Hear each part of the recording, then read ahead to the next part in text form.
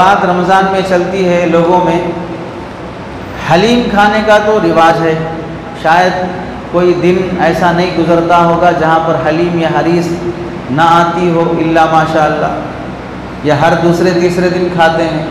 حیدرآباد حلیم سے ہی مشہور ہے، اور رمضان یہ حلیم کی عید سے مشہور ہے، لوگ اس کو حلیم کی عید سمجھتے ہیں، گلی گلی حلیم کی بھٹیاں لگ جاتے ہیں۔ حلیم کو حلیم کہنا جائز ہے یا نہیں؟ کیونکہ بعض لوگوں کا خیال ہے حلیم کو حلیم کہنا درست نہیں ہے، کیونکہ حلیم اللہ کا نام ہے، حلیم اللہ کا نام ہے، اور ہم کھانے کی ڈش کو بھی حلیم کہتے ہیں، تو حلیم کو حلیم کہنے میں اللہ کے نام کی بے ادبی ہوگی۔ جیسے بھئی حلیم اچھی نہیں ہے، حلیم خراب ہے، تو کیا مطلب؟ حلیم جو اللہ کا نام ہے تو اللہ اچھے نہیں ہیں، اللہ خراب ہیں، نعوذ باللہ ایسا بولے جیسا مطلب ہوتا۔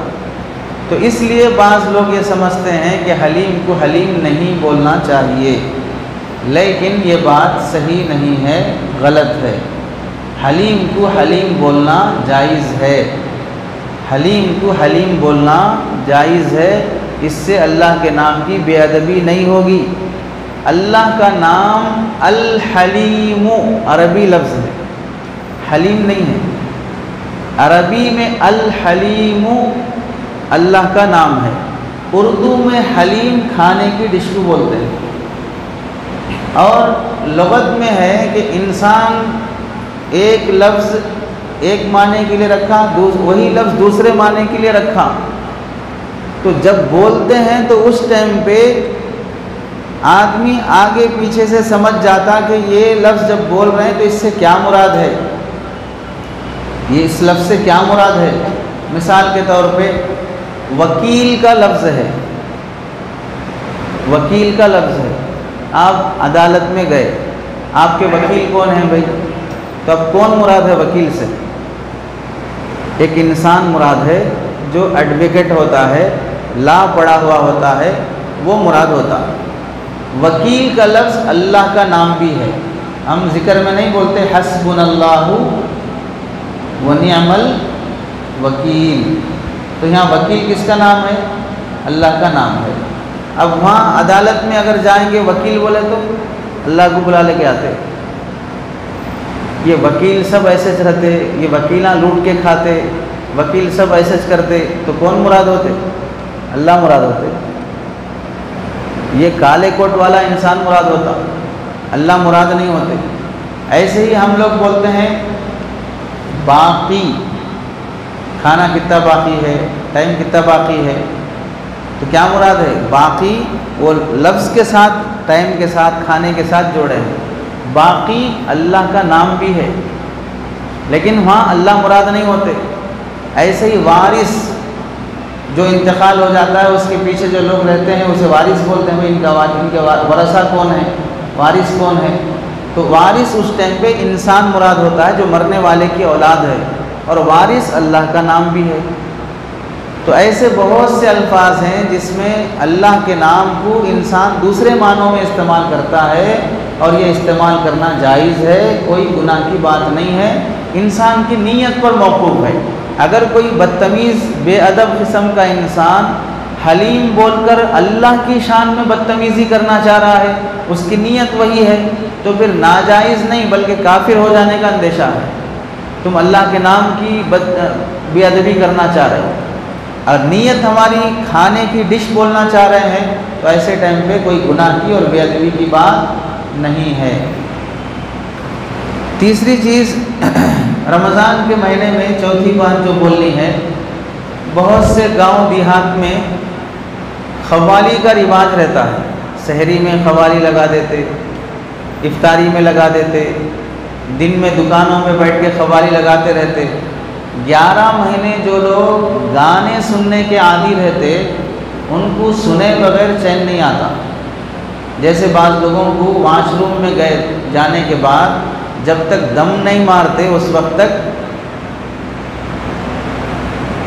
ان لوڈنگ نہیں ہوتی، ادھر سے اوپر سے دم لیں گے، نیچے سے دم دم کریں گے تو ہی ہوگا۔ عادت ہوتی بعض لوگوں کی واش روم خراب کرنے کی، وہاں لکھا رہتا ہے بھائی یہاں نکو تھوکو، یہاں نکو لکھو، بولے تو بھی زبردستی سے جو نکو کرو بولتے وش کرنے کی عادت رہتی۔ تو جنہیں 11 مہینے سننے کی عادت ہے گانے، اب وہ 1 مہینہ سنے بغیر رہے بولے تو نہیں ہوتا، تو اب وہ گانے کی جگہ پر قوالی لگا لیتے اور سمجھتے کہ بھئی ہم گناہ تو نہیں کر رہے۔ قوالی میں نبیوں کے قصے رہتے، صحابہ کے قصے رہتے، ولیوں کے قصے رہتے، تو اچھی چیزیں سن رہے نا، ایسا ان کے دماغ میں رہتا ہے۔ یہ سمجھ لینا چاہیے گانے سننے کا جو گناہ ہے وہی گناہ قوالی سننے کا گناہ ہے، بلکہ قوالی سننے کا گناہ گانے سننے کے گناہ سے بھی زیادہ ہے۔ کیوں زیادہ ہے؟ گانے کو انسان گناہ سمجھتا ہے اور اندر سے شرمندہ رہتا کہ میں جو سن رہا ہوں غلط ہے۔ کوئی دیندار شریف نمازی آدمی آیا فوراً بند کر دیتا، کیوں؟ میں غلط کر رہا ہوں بول کے۔ قوالی کو انسان گناہ نہیں سمجھتا، گناہ کو گناہ نہیں سمجھنا بڑا گناہ ہے، گناہ کو گناہ نہیں سمجھنا یہ گناہ سے بھی بڑا گناہ ہے۔ بلکہ بعض لوگ قوالی کو نیکی اور عبادت سمجھتے، رمضان کے مہینے میں قوالی چلے تو ثواب ملتا سمجھتے، قوالی سن کے لوگوں کو ہدایت ملتی سمجھتے۔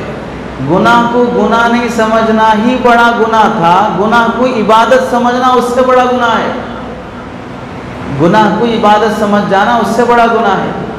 جیسے مثال کے طور پہ ایک سمجھانے کے لیے واقعہ کتابوں میں لکھا ہے، ایک نوکر بادشاہ کے محل میں حمام میں کوئی عورت کپڑے بدلنے یا نہانے کے لیے چلی گئی، تو نوکر بھی اس حمام میں لیڈیز ٹوائلٹ میں گھس گیا۔ تو ظاہر سی بات ہے یہ بدتمیزی ہے، ناجائز ہے۔ جب وہ عورت چیخی آواز کی، یہ ڈر کے باہر آ گیا، بادشاہ کے سامنے پیشی ہوئی۔ اب جب بادشاہ اس سے پوچھ رہا ہے بھائی تم کیوں کرے ایسا، تو اب ایسے موقع پر وہ جو حمام میں گئی عورت ہے وہ کوئی بھی عورت ہو سکتی، کسی بھی غیر محرم کی موجودگی میں حمام میں اس طرح جانا گناہ ہے۔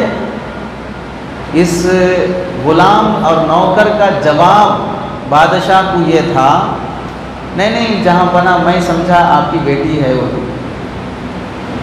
میں سمجھا آپ کی بیٹی ہے وہ، کوئی باہر کی عورت ہے تو ہی جانا بڑا جرم ہے، اور اوپر سے تم بادشاہ کچھ کیا بول رہے، تمہاری بیٹی ہے سمجھ کے گھس گیا تھا میں بول۔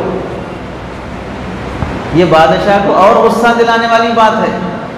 تو ایسے ہی گناہ کو گناہ بولنے کے بجائے گناہ کو عبادت سمجھ جانا، حرام کو حلال سمجھ جانا، یہ اللہ کو اور غصہ دلانے والی بات ہے۔ اس واسطے رمضان کے مہینے میں قوالی سننا فون کے ذریعے سے، یوٹیوب کے ذریعے سے ناجائز اور حرام ہے۔